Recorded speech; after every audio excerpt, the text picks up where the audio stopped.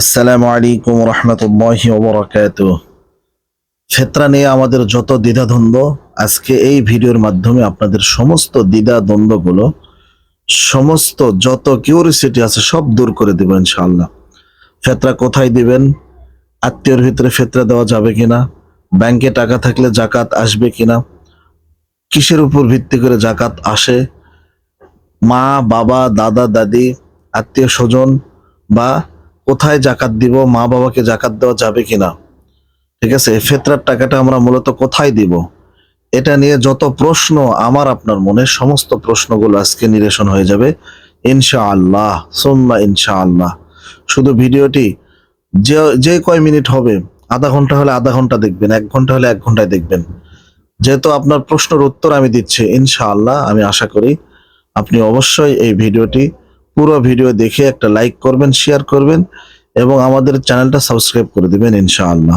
সম্মানিত প্রিয় দিনী ভাই বোনেরা, আল্লাহ তাআলার অশেষ নিয়ামত, মহান রব্বুল আলামিন রব্বে কাবা আমাদেরকে মায়া করে দয়া করে মুসলমানের ঘরে জন্ম দিয়েছেন। এই জন্য আমরা সবাই আল্লাহ তাআলার প্রতি শুকরিয়া আদায় করি, সকলে পড়ি আলহামদুলিল্লাহ। প্রিয় দিনী ভাই বোনেরা, যাকাত, ফিতরা, আল্লাহ রব্বুল আলামিন সূরা তাওবার 34 এবং 35 নম্বর আয়াতে বলতেছেন, ইয়া আইয়ুহাল্লাযীনা আমানু ইন্না কাসীরাম মিনাল আখবারি والرهبان لا يأكلون أموال الناس بالباطل ويصدون عن سبيل الله والذين يكنزون الذهب والفضة ولا ينفقونها في سبيل الله فبشرهم بعذاب أليم يوم يحمى عليها في نار جهنم فتكوى بها جباههم وجنوبهم وظهورهم هذا ما كنزتم لأنفسكم فذوقوا ما كنتم تكنزون। আল্লাহ রাব্বুল আলামিন বলতেছেন, যারা স্বর্ণ ও রূপা জমা রাখে এবং আল্লাহর পথে খরচ করে না, যাকাত দেয় না, তাদেরকে যন্ত্রণাদায়ক শাস্তির সংবাদ দাও, তাদেরকে যন্ত্রণাদায়ক শাস্তির সুসংবাদ দাও। এবং আল্লাহ তাআলা বলতেছেন, সেদিন সেই সম্পদগুলো জাহান্নামের আগুনে উত্তপ্ত করা হবে, অর্থাৎ গলানো হবে। গলানোর পরে তাদের ওই সম্পদগুলো দিয়ে তাদের কপাল, পার্শ্ব ও পিঠ দগ্ধ করা হবে, অর্থাৎ সেক দেওয়া হবে। কপালে সেক দেওয়া হবে, পিঠে সেক দেওয়া হবে, পার্শ্ব সেক দেওয়া হবে, দগ্ধ করা হবে। বলা হবে, এটাই সেই সম্পদ যা তোমরা জমা করে রেখেছিলে।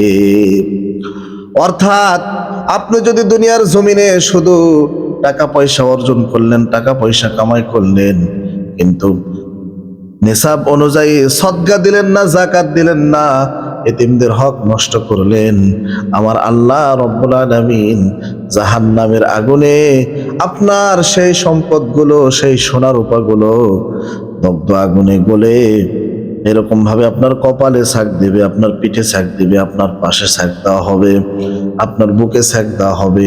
আর সেদিন বলা হবে, দুনিয়ার জমিনে তোমার এই সম্পদ, আজকে এই সম্পদ তোমার কোনো কাজে আসে নাই, সম্পদ আজকে তোমার কোনো কাজে আসলো না। তাহলে কি লাভ এই সম্পদগুলো দুনিয়ার জমিনে অর্জন করে ট্যাগরে গুজে রাখা, ব্যাংকে রাখা, ঠিক আছে, কোনো লাভ আছে? কোনো লাভ নাই। সম্পদ কিয়ামতের দিনে আপনাকে যদি, যেই সম্পদ কিয়ামতের দিনে আপনাকে জাহান্নামে নিয়ে যাবে, ওই সম্পদ কামাই করার থেকে না করাটাই ভালো।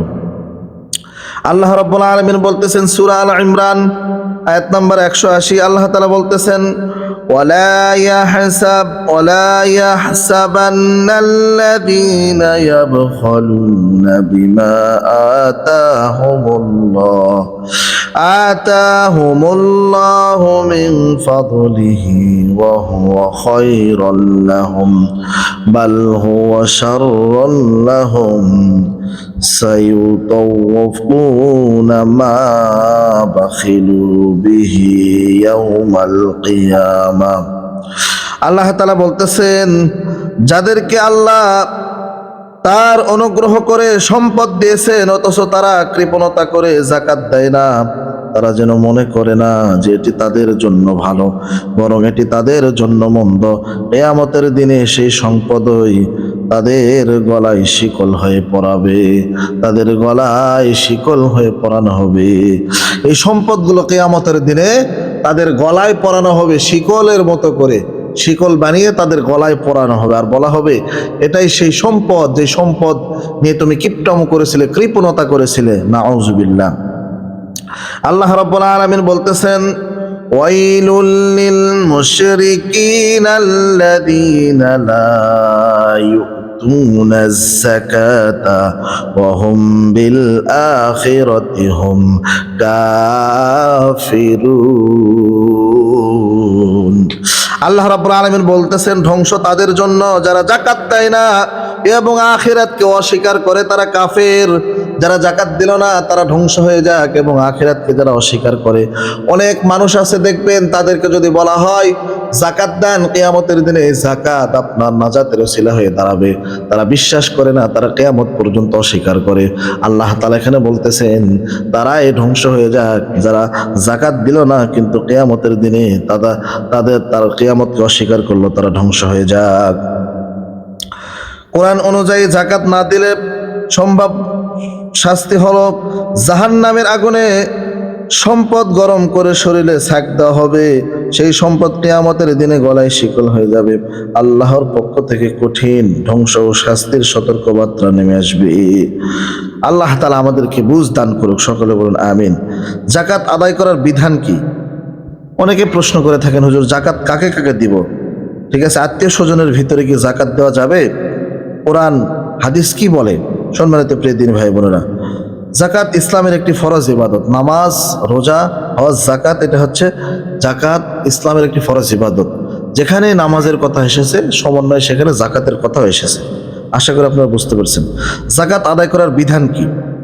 আল্লাহ রাব্বুল আলামিন বলতেছেন ওয়া আকিমুস সালাতা ওয়া আতুজ যাকাতা ওয়ারকাউ মা'আর রাকিঈন। তোমরা সালাত কায়েম করো। এই যে বললাম না, যেখানে নামাজের কথা এসেছে ওখানে যাকাতের কথা এসেছে, এবং যাকাত আদায় করো এবং রুকুকারীদের সাথে রুকু করো। আল্লাহ রাব্বুল আলামিন বলতেছেন তোমরা সালাত আদায় করো, যাকাত আদায় করো এবং রুকুকারীদের সঙ্গে রুকু করো। এতে স্পষ্টভাবে যাকাত দেওয়ার নির্দেশ দেওয়া হয়েছে। কাদেরকে যাকাত দেওয়া যাবে? সূরা তাওবার 60 নম্বর আয়াতে আল্লাহ তাআলা বলতেছেন যাকাত এখানে কাদেরকে দেওয়া যাবে সেটা বলতেছেন। যাকাত কেবল তাদের জন্য ফকির, অত্যন্ত দরিদ্র, মিসকিন, অভাবগ্রস্ত, যাকাত সংগ্রহকারী কর্মচারী, তাদের অন্তর ইসলামের দিকে আকৃষ্ট করা দরকার। দাস মুক্তির জন্য, ঋণগ্রস্ত ব্যক্তি, আল্লাহর পথে মুসাফির প্রতীক, এই সমস্ত ব্যক্তিদের যাকাত দেওয়া হচ্ছে ফরজ। আমি আবারও বলতেছি, যাকাত কাদেরকে দিবেন? ফকির, অত্যন্ত গরিব, দরিদ্র, মিসকিন, অভাবগ্রস্ত, যাকাত গ্রহণকারী কর্মচারী। কোন কর্মচারী যদি যাকাত গ্রহণ করে, সরকারি ফান্ড থেকে যদি যাকাত দেওয়া হয়, যাকাত আদায় করা হয়, সেই কর্মচারীকে যাকাত দিবেন। সরকার তার দায়িত্ব নিয়ে দরিদ্র মানুষের ভিতরে যাকাত বিলাই করে দিবে। যাদের অন্তরে ইসলামের দিকে আকৃষ্ট করা দরকার, দাসকৃত মুক্তির জন্য ঋণগ্রস্ত ব্যক্তি, আল্লাহর পথে মুসাফির প্রতীক, এরকম ব্যক্তিদেরকে যাকাত দিবেন। এটি আল্লাহর পক্ষ থেকে নির্ধারিত বিধান। আত্মীয় স্বজনদেরকে কি যাকাত দেওয়া যাবে? আপনাদের প্রশ্নের উত্তরটা দিয়ে দিচ্ছি এখন। হ্যাঁ, আত্মীয় স্বজনকে যাকাত দেওয়া যাবে যদি তারা গরিব বা অভাবী হয়। বরং অনেক আলেম বলেন আত্মীয়কে যাকাত দিলে যাকাতের সওয়াব প্লাস আত্মীয়তার সম্পর্ক বজায় রক্ষার সওয়াব দুইটাই পাওয়া যায়। কথাটা বুঝতে পারছেন? অনেক আলেমগুন বলতেছে যে আত্মীয়দের ভিতরে জাকাত ফিতরা দিলে আত্মীয়তা, জাকাতের সওয়াব প্লাস আত্মীয়তা সম্পর্ক রক্ষার সওয়াবও পাওয়া যায়। সুবহানাল্লাহি ওয়া বিহামদিহি। আল্লাহ রাব্বুল আলামিন বলতেছেন, কুল আমানতুম বিল্লাহি ওয়া বিল ওয়ালিদাইনি ইহসানা। আল্লাহ তাআলা বলতেছেন, তোমরা যে সম্পদ ব্যয় করো তা হওয়া উচিত, তোমরা যে সম্পদ ব্যয় করো তা হওয়া উচিত মাতা পিতার নিকট, আত্মীয়, এতিম, অভাবী ও মুসাফিরদের জন্য। জাকাত দেওয়া যাবে না কাদেরকে? ইসলামী বিধান অনুযায়ী সাধারণত এদেরকে জাকাত দেওয়া যায় না। নিজের মা বাবা, দাদা দাদি, নানা নানি, ছেলে মেয়ে, নাতি নাতনি, স্বামী বা স্ত্রী, ধনী ব্যক্তি হইলে তাদেরকে জাকাত দেওয়া যাবে না। তবে ভাই বোন, চাচা ফুফু, খালা মামা, ভাতিজা ভাগিনা যদি গরিব হয় তাদেরকে জাকাত দেওয়া যাবে। কথাটা বুঝতে পারছেন? যদি গরিব হয় তাদেরকে আমরা জাকাত দিতে পারবো। কতখানি মাল থাকলে জাকাত দিতে হবে, এই জিনিসটা খুবই সেন্সিটিভ বিষয়। কত টাকা থাকলে জাকাত দিতে হবে এবং নিসাব কাকে বলে এই জিনিসটা আমাদেরকে বুঝতে হবে। জাকাত ফরজ হওয়ার জন্য ইসলাম একটি নির্দিষ্ট সীমা আছে, নিসাব বলা হয়, নিচে, ঠিক আছে? এটা বিস্তারিত জানানো হচ্ছে জাকাত দেওয়ার মূল নির্দেশ। আল্লাহ তাআলা বললেন, ইয়া আইয়ুহাল্লাযীনা আমানু আনফিকু মিন তাইয়্যিবাতি মা কাসাবতুম। হে মুমিনগণ, তোমরা তোমাদের উপার্জিত উত্তম সম্পদ থেকে ব্যয় করো। সুবহানাল্লাহ বিহামদিহি। আল্লাহ তাআলা এখানে হালাল সম্পদ থেকে ব্যয় করার কথা বলেছেন, উত্তম সম্পদ। এখন এই উত্তম সম্পদটা কি এটা আমাদেরকে বুঝতে হবে। এবং নিসাব কি? নিসাব কাকে বলে? নিসাব হলো সেই সর্বনিম্ন পরিমাণ সম্পদ যার সমান বা বেশি সম্পদ কারো কাছে 1 বছর থাকলে তার উপর জাকাত ফরজ হয়। কত সম্পদ থাকলে জাকাত ফরজ হয়? ইসলামী শরীয়তে সাধারণত 2টি মাপকাঠি আছে। সোনা অনুযায়ী হিসাব 87.48 গ্রাম সোনা, রূপা অনুযায়ী হিসাব 612.36 গ্রাম রূপা। যদি কারো কাছে এই পরিমাণ সম্পদের সমান টাকা বা সম্পদ থাকে এবং 1 বছর থাকে তাহলে তাকে জাকাত দিতে হবে। কথাটা বুঝতে পারছেন? আবারও বলতেছি, সোনার হিসাব অনুযায়ী 87.48 গ্রাম, রূপার হিসাব অনুযায়ী 612.36 গ্রাম। এই পরিমাণ সম্পদ যদি কারো কাছে থাকে 1 বছর পরে তাহলে তাকে জাকাত দিতে হবে। টাকার হিসাব বাংলাদেশে আনুমানিক কত? আমরা তো বাঙালি, আমাদের তো সোনা রূপা খুব কম বা থাকে, তো টাকার হিসাব করলে কত আসে? এই সোনা রূপাকে যেটা আমি বললাম যে 87.48 গ্রাম এবং 612.36 গ্রাম, এটা টাকার হিসাব করলে কত আসে? রূপার হিসাব সাধারণত বেশি ব্যবহৃত হয়। ধরা যাক রূপা প্রতি গ্রাম 100 টাকা, দাম পরিবর্তন হয়, তাহলে 112 গ্রামের দাম 61,000 টাকা আসতেছে। ঠিক আছে, 112 দিয়ে 100কে গুণ করলে 61,000 টাকা আসতেছে, অর্থাৎ প্রায় 60-70 হাজার টাকার বেশি সঞ্চয় 1 বছর থাকলে জাকাত ফরজ হতে পারে। দামের উপর নির্ভর করে। কত শতাংশ জাকাত দিতে হয়? জাকাত দিতে হয় 2.5%, 5%। ঠিক আছে, অর্থাৎ 1/40 অংশ। মোট উদাহরণ যদি আমরা টানি তাহলে মোট টাকা 1 লক্ষ টাকা কারো কাছে যদি থাকে তাহলে তাকে জাকাত দিতে হবে 2,500 টাকা। 2 লক্ষ টাকা যদি কারো কাছে থাকে তাহলে জাকাত দিতে হবে 5,000 টাকা। ঠিক আছে, 5 লক্ষ টাকা কারো কাছে যদি থাকে তাহলে জাকাত দিতে হবে 12,500 টাকা। একটু খেয়াল করে শোনেন, কোন কোন সম্পদের উপর জাকাত লাগে?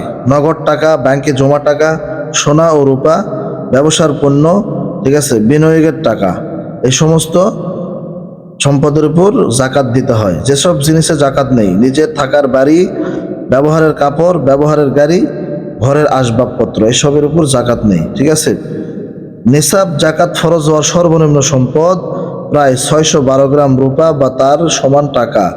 1 বছর থাকলে 2.5% জাকাত দিতে হবে আমাদেরকে। আশা করি বুঝতে পারছেন। আল্লাহ তাআলা বলতেছেন, কদ আফলাহা মান তাযাক্কা ওয়া যাকারা ইসমা রাব্বিহি ফাসাল্লা। প্রকৃত মুমিন হচ্ছে ওই মুমিন যে তার দুনিয়াতে সমস্ত প্রকার গুনাহ থেকে বিরত থাকে। এখানে জাকাতের কথাই বলা হয়েছে। ঠিক আছে, এখানে জাকাতের কথা বলা হয়েছে। জাকাত না দিলে কিন্তু একটা গুনাহ। ঠিক আছে, আপনি আজকে মাদ্রাসায় যান, মাদ্রাসায় গিয়ে দেখেন কত ছাত্র তারা নোংরা কাপড় পরে আছে, টাকার অভাবে কাপড় কিনতে পারতেছে না। তাদেরকে এই টাকা দিয়ে দেন। আরেকটা কথা বলে রাখা এখানে ভালো, আমরা অনেকে জাকাতের টাকা, ফিতরার টাকা দিয়ে মানুষকে শাড়ি, লুঙ্গি, কাপড়, পাঞ্জাবি কিনে দিই। এটা কখনোই করবেন না, এটা দেওয়া জায়েজ না, না জায়েজ কাজ। এটা দিলে আপনার জাকাত আদায় হবে না। কেন হবে না? কারণ মূলধন যে টাকাটাই আপনাকে মানুষকে দিতে হবে। সেটা আপনি 100 টাকা পারেন, 50 টাকা পারেন, 2000 টাকা পারেন, সেটা মূলধন যেটা টাকায় আপনাকে দিতে হবে। আশা করি আপনারা বুঝতে পেরেছেন। তো আজকে মাদ্রাসায় যারা মানে এরকম যাদের মা নেই, বাবা নেই, তারা মাদ্রাসায় পড়তেছে, কোরআন কিনতে পারতেছে না, ঠিক আছে, আপনি কোরআন কিনে দিবেন না, জাকাতের টাকা দিয়ে কোরআন কিনে দিবেন না ভাই। আপনার সন্তানকে যেটা দেন সেটা আরেক সন্তানকে দিবেন। জাকাতের টাকা আপনারা এতিম, মিসকিন, গরিব, দরিদ্র, ঋণগ্রস্ত তাদেরকেই দেওয়ার চেষ্টা করবেন ইনশাআল্লাহ। আপনারা প্লিজ আজকের এই ভিডিওটি না টেনে শেষ পর্যন্ত যারা দেখলেন তাদেরকে অসংখ্য ধন্যবাদ, এবং যারা এতক্ষণ পর্যন্ত আমাদের সাথে থাকলেন, জাকাতের বিষয়গুলো আপনাদের সামনে তুলে ধরা হলো। আশা করি আপনারা বুঝতে পেরেছেন। যে তারপরেও বলে রাখি, এই বছর সর্বনিম্ন 110 টাকা, সর্বোচ্চ 2805 টাকা করা হয়েছে। আশা করি আপনারা বুঝতে পেরেছেন ইনশাআল্লাহ। এই জাকাতের টাকাটা আমরা মানুষজন খুঁজে খুঁজে খুঁজে খুঁজে দিয়ে আসবো। কোরআনের আইন যদি পৃথিবীর জমিনে কায়েম থাকতো, তাহলে দুনিয়ার জমিনে মানুষ জাকাত দেওয়ার মানুষ খুঁজা পেত না।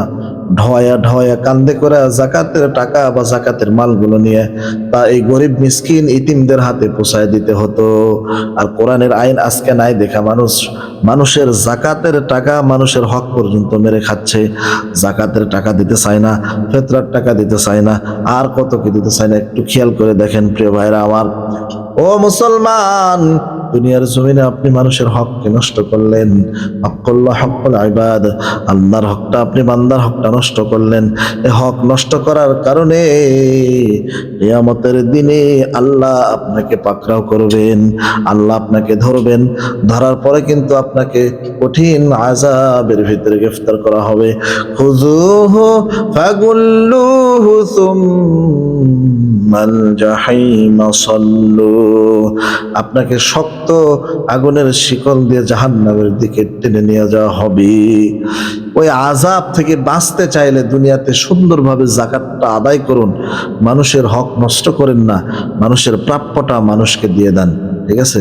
অবশ্যই আল্লাহ আমাদেরকে ভালোবাসবেন, আল্লাহ আমাদের কথা শুনবেন। আমরা চাই আল্লাহ আমাদের কথা শুনুক, কেননা আল্লাহর কাছে যদি আমরা ফরিয়াদ না জানাইতে পারি, আল্লাহ যদি আমাদের আমলগুলো কবুল না করে, এই ফিতরা, জাকাত, এই সমস্ত কিছু যদি আমল করতে না পারি, তাহলে কিন্তু আমরা ফাঁকিতে পড়ে যাচ্ছি।